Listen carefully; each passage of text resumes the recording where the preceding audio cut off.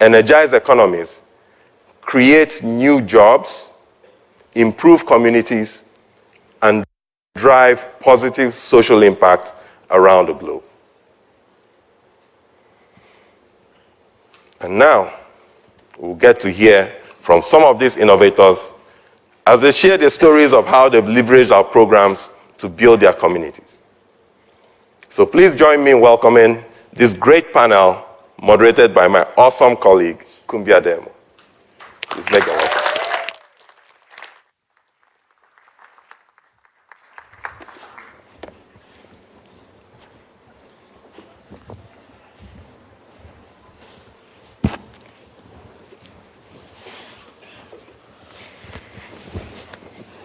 All right.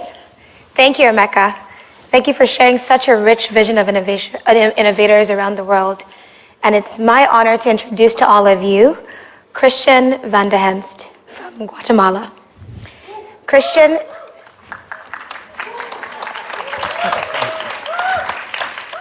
is the COO of Platzi and also was a member and a participant in our acceleration program at Startup Hub CDMX in Mexico City. Next to Christian, I have Meenakshi Jain. Meenakshi Jain is from India, and she is the CEO of Helper for You. Meenakshi was a member of both our She Leads Tech program, as well as our Code for 1 Billion program in India.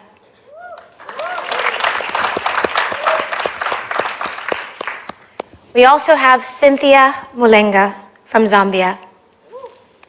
Cynthia is the consult lead at Bongo Hive, but is also one of our leads for the Developer Circle in Lusaka.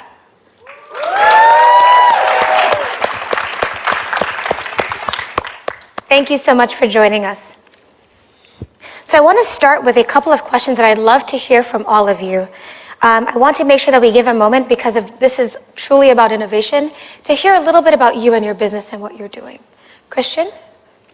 Well, thanks everybody for joining. First of all, let me tell you a little bit about Platzi. We're an online education platform.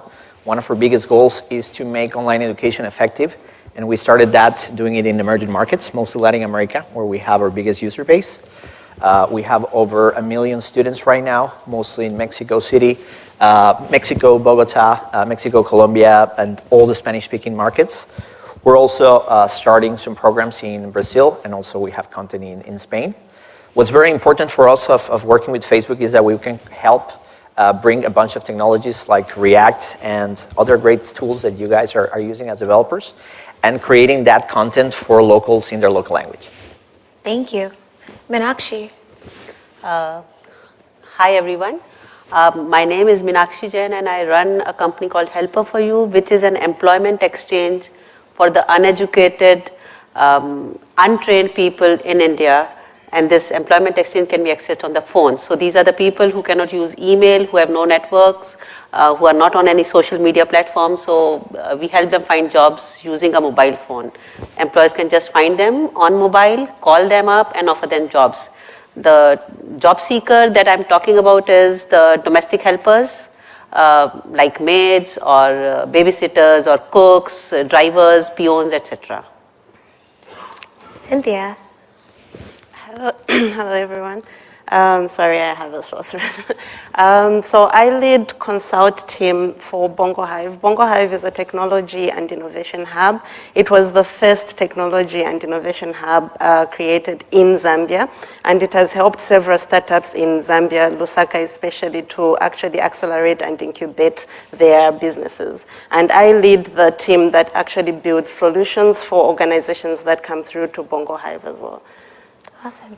And Cynthia, we'll start with you. I'd love to hear a little bit more for the audience about which Facebook program that you participated in and what the structure of that program was. I'm part of the Facebook Developer Circles, and I lead yes, and I lead the Lusaka Circle. We have 3 developer leads, that is myself, then there's Pendo, and then Boyu. We actually help put up meetups for the local developers. We do the trainings. We also teach them on how they can collaborate, and also teach them on tools for the developers as well. Meenakshi, could you tell us a little bit about She Leads Tech and as well as Code for 1 Billion? Okay, so She Leads Tech is a good program for women founders who are running tech companies. They do hold regular meetups on varied topics, online as well as physically, which one can attend and learn a lot and network with similar founders. Code for the Next Billion program is the one which is closer to my heart because it has brought together other social entrepreneurs like me. It gave me an opportunity to learn a lot, not only from these other cohorts, but also the kind of sessions that were arranged for us, which helped us, those of us who were in a difficult business, not funded, and still need advice. So a lot of great sessions were held, which made us learn a lot, helped us improve our business and grow. And then Christian? Platzi has been working with the Startup Hub in Mexico City. A few years ago, we started looking at, we started following what Facebook was doing in the tech scene. And our team from Mexico got in touch and we did the program. What was fascinating for me is I live here in San Francisco, but this program actually went through all Latin America to look for great startups. So I really enjoyed that the whole relationship started in Mexico City, where you guys have like this big goal of recruiting companies. And it helped us not only understand and get closer together with Facebook, but we also got to meet all these great startups from Mexico City. And we're working with them. Some of them became our customers. Some of those companies were actually their customers as well. So you guys build a great community of people, mostly through the networking. And also the mentorship sessions. We are users of ads of Facebook, and we are also using a bunch of their tools, bots, Messenger, WhatsApp. So connecting us with all these great employees at Facebook who are helping us enhance the tools, it's actually been very productive for the company. That's wonderful, thank you.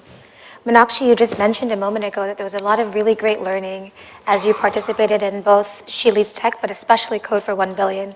I'd love to hear a bit more about, as you think and reflect on these programs, what were some of the biggest learnings for you and your company? So let's start with what I learned from my fellow cohorts. Yes. So being a social entrepreneur is tough in itself. Being a social entrepreneur who's just always struggling to work with difficult sections and also always thinking about where the money will come from. So I was already in the third year of my business when I got into this program. I could say it was kind of a low point where I was struggling to think, should I continue? And how do I sort some of the challenges, including the revenue challenge? But when I met the other cohorts there, it gave us a lot of hope. Because I started this after having led a very successful professional career. I started this. But I met so many people who would have got much better jobs if they were working for corporates, but they chose this path and they were at it. So that made me a bit tenacious, I would say. A lot of grit came out of that. Other than that, the sessions that were held by Facebook and Code for the Next Billion program, those sessions were actually designed to help us tide over the challenges that we were facing. If I talk about myself, there were challenges around we run our business around a website. And that website has to be very simple for the uneducated people to also access easily on a mobile. And we were constantly struggling with certain challenges there, which we could tide over because of the sessions, but also because of the advice that came from the other entrepreneurs there, because they were also doing similar things. And it would be simple, small things which would be pointed out to us. For example, why do you have this particular button here? It should not be here. Or why are you using this particular kind of login? Try this login. For example, we were using Google login, which if you are using it, you would know it throws out a captcha at you. And that captcha is something which even I cannot use at times. But then we started using Facebook login. Now I'm happy to say even when a driver or an uneducated maid comes and uses my application, if they just know how to put in their phone number, they are able to log into it. So that's done great things for us, and business changed a lot. I could give you some figures later. That's wonderful. And Cynthia, I'd love to hear more about your role. In your case, you were part of the Developer Circles program, and you weren't just a member, you stepped up to lead your circle. Tell the audience a little bit about how that actually has helped you grow and what you've learned with your community over the course of the past few months. Okay. I have been a lead so far for 1 year, 7 months, and it has been an amazing journey. The way I joined is quite a funny story, actually. There was another lady that was picked to actually lead, but she didn't show up, and I was picked. And I found myself here, yes. Well, yes, maybe I should thank her for that. So in the 1 year, 7 months, I've actually been helping co-lead the DevC Lusaka. One thing that I should say, it's not just I who learned it. I think it was also my colleagues as well. When we started, we were sort of imposing on the type of trainings to offer our members. And we realized that they were not learning as much. And we saw very few of them actually attend meetups. So we had to sit down and see where we were going wrong. And one thing we learned was to learn to engage our members. So we did a pause where whenever we're about to hold a meetup, we would hold a poll, and they would suggest the topics that they think are important to them. Then those are what would build the next meetup upon. And on the posting, on the group, and so we usually utilize the Facebook groups.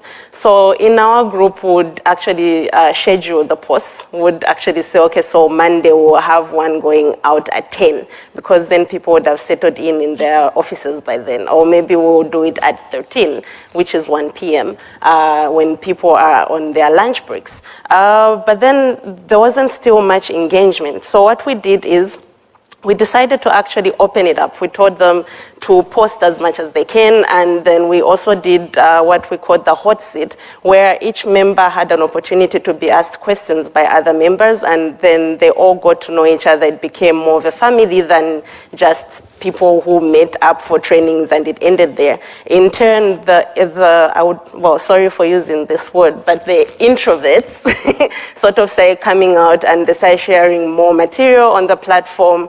As we speak right now, they have taken ownership to a point where myself and my colleagues are doing only their high-level tasks. Mm-hmm. They are doing most of the posting, they are doing most of helping their fellow developers if they are stuck and they are facing an error on any solution that they're building. So it's mostly on how to engage our members.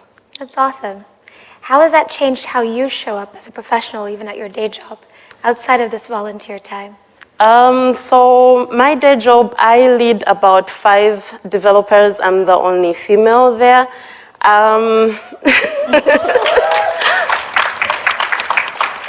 The first time I went there, considering my previous job before going to Bongo Hive, I felt a bit oppressed being an African woman in the tech industry, which in most cultures back home, it's male dominated. When I took up the Bongo Hive job, I sort of was imposing a lot. I would be like, I am the boss. If I say jump, you have to jump. Don't even ask how you jump, just say how high, sort of thing.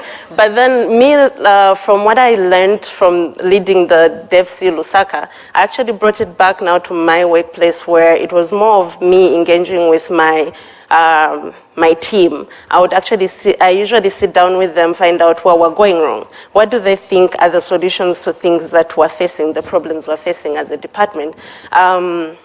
A week before I actually came here, we had a project that we're working on. So we have about 5 projects we're working on right now for other organizations, mostly in the financial sector. And mostly it would be me sitting down with them and saying, okay, so this is the project, these are the tasks, and these are the functionalities of the solution that our clients want. This time around, I decided to say, okay, I'll sit back, I'll listen in. You guys have to break down the entire project, tell me what you think the functionalities that are needed are, and then we'll take it up from there. And it worked out quite well. That's wonderful. Thank you. Christian, you touched on this a little bit, but I'd love to dig a bit deeper. We were talking a little bit about how there were some surprising outcomes of your participation in the program. Not only were you a member of a program, the way that you interacted with the program, Konstantinos, when he spoke earlier, talked about some of the ways the program impacted you and actually helped you expand your business and your company. I'd love for you to touch a bit on that and what happened there. I feel like Platzi has been using Facebook technologies ever since we basically started. And it's interesting because all of a sudden we were also getting more know-how on how to use it correctly for some of our local communities. I always get inspired, and I follow a lot of startups here in the Bay Area, and I try to bring those ideas into Latin America. But that's definitely, we sometimes need the bridge to connect both those ideas with our local technologies. And I felt like, there, for example, just using some of the tools, mostly in the ad areas, we were lacking the skills to scale. It was easy to decide to do bigger campaigns, but all of a sudden, thanks to the program, we were having specific mentorship to really develop this. And then with everything that you guys are doing with the developer circles, we also host the developer circles in Colombia, in our office in Bogota. So it's interesting because we get to see both our students and people from their community interact and understand what their needs are. What are the real job opportunities that are looking in Latin America, and how we can create both programs that include those technologies, but also include the social skills for these people to succeed. So I'm happy that at the end we ended up partnering, and I always see what you guys are doing more like a partnerships where Facebook is enhancing communities like Platzi who are already doing a big effort for tech.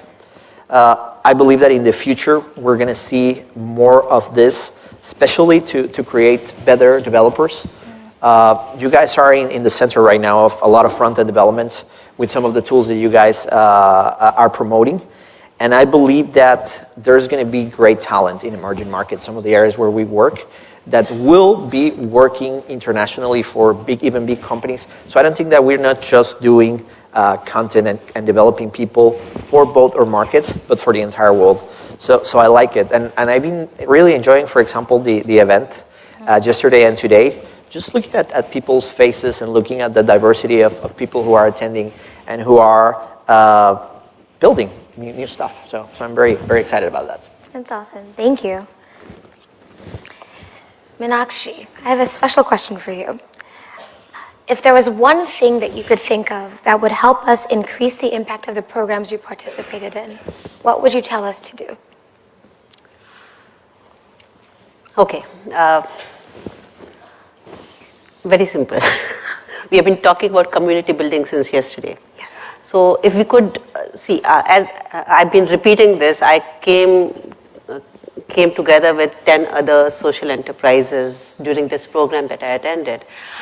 If there's some way that we could extend this community to include everyone who's doing similar kind of work across the globe in your different programs, that would be a great help, because I was meeting a couple of people at the Global Summit, and then we catch up and we talk and we say, oh, I'm solving the same problem that you're trying to solve in your country.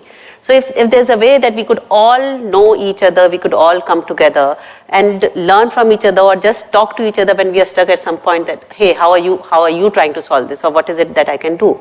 And to extend this, if we could somehow use these programs more on the social media to talk a bit about us, because one of the things that we have as entrepreneurs and early stage entrepreneurs, we struggle with is building trust among the people. And as soon as someone sees that, okay, someone like Facebook is supporting these businesses, it suddenly builds up trust. And I can say this because Facebook was kind enough to splash my picture across newspapers, full page ads in major dailies of India. And the day that happened, our phones did not stop ringing. And to this date, I get calls from people wanting to talk to us, something which had never happened, because in an online business, people only vent.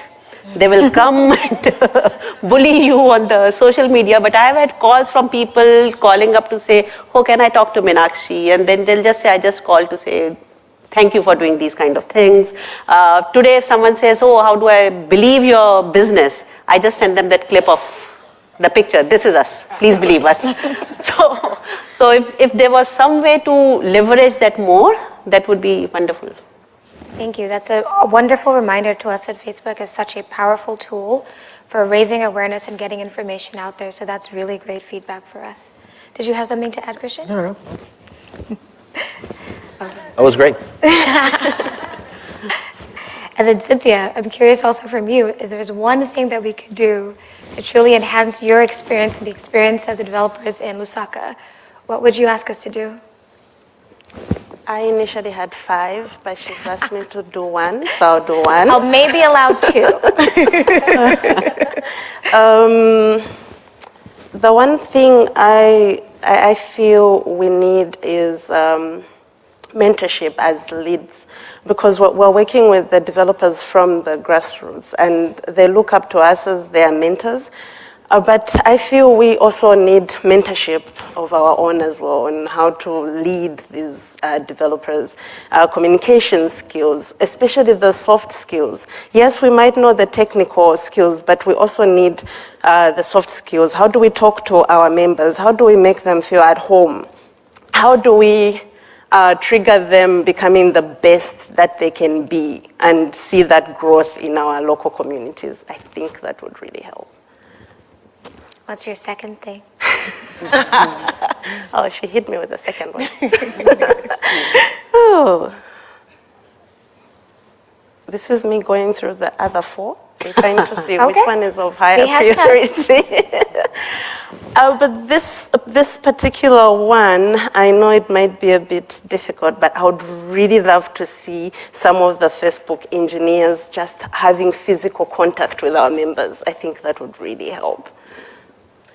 I think we hear you. Christian just talked a little bit about how the direct contact and interaction with Facebook and getting an insight into what we were doing really helped with what they were trying to build. So we hear you, we promise. Okay. I'm going to change tack just a little bit. Meenakshi, I love a lot of what you're doing at Helper for You. One thing that you touched on earlier that I wanted to give people a bit of more of a moment to talk to you about, the power of the tools you're using, the platforms you're able to access. You talked about how your business is able to help people who, because of literacy or access to expensive technology, don't always have access to fancy devices, or not necessarily the ones personally with a Facebook account.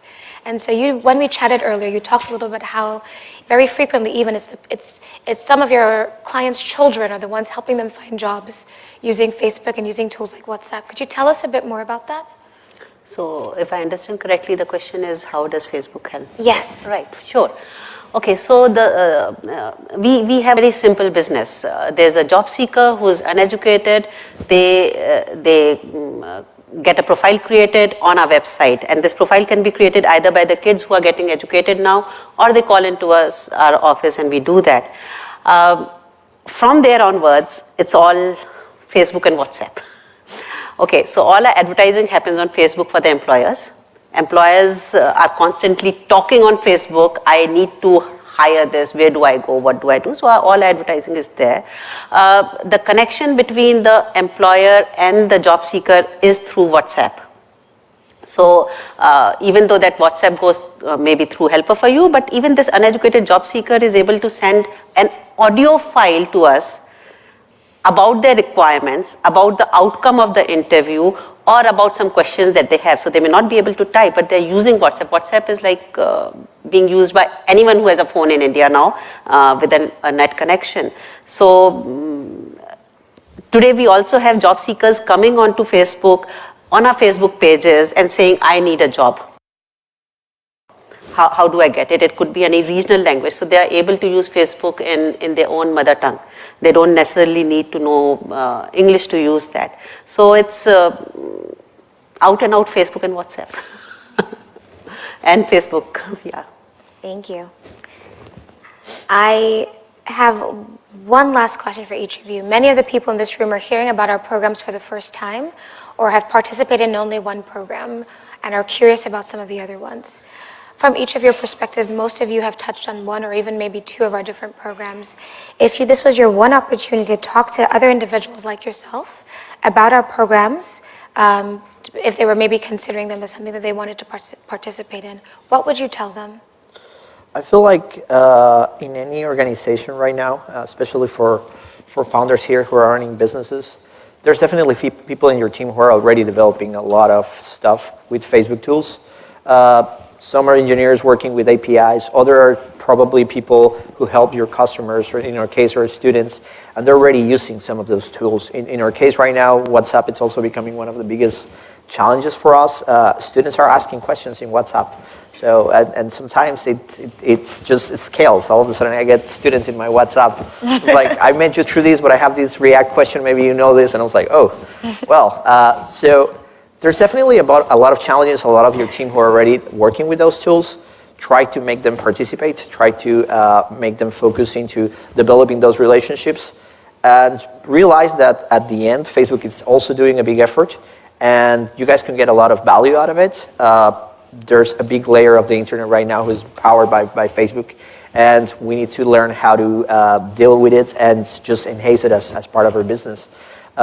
Sometimes I think that I'm probably just going into the ad space and whatever, but I end up with my family watching pictures of Instagram and just realizing how powerful the whole ecosystem is. So try to develop those people. In my case, Diego, who is the country manager from Platzi in Mexico, he's the one who gets super excited. And then there's Oscar, who's also working a lot with the courses, and we have like 3 or 4 people. So I told them, let's play, let's have fun, let's make this work. And I believe that that's the base that developed this whole relationship with you guys. Thank you.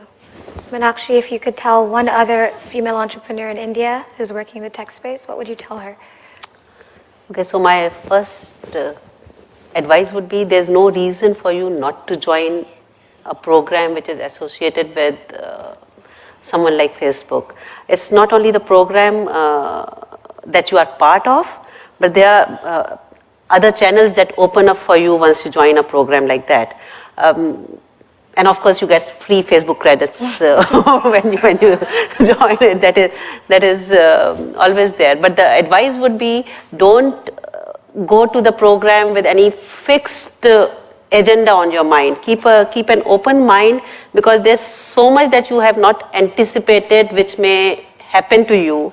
And even if some 2 or 3 small things happen, they may have a big impact on your business. So go for it, attend the program, go with an open mind and gather all that you can. Cynthia? I will start with a statement in one of our local languages, which says, "Umwana bamukusha no mushi wonse," which means a child is groomed by an entire village. For Facebook developer circles, it's a community, and I would tell someone to say, this will be a community where you will learn, you will build together, you will collaborate, and you will see an entire community pushing you up. Thank you. I want to say thank you to all of you. This was wonderful hearing from you about the things that you learned. You left us with food for thought for us, both as Facebook as well as the broader audience. And we could not be more honored to support you on your journeys as you kind of work to bring the world closer together. Thank you so much. Thank you. And thank you.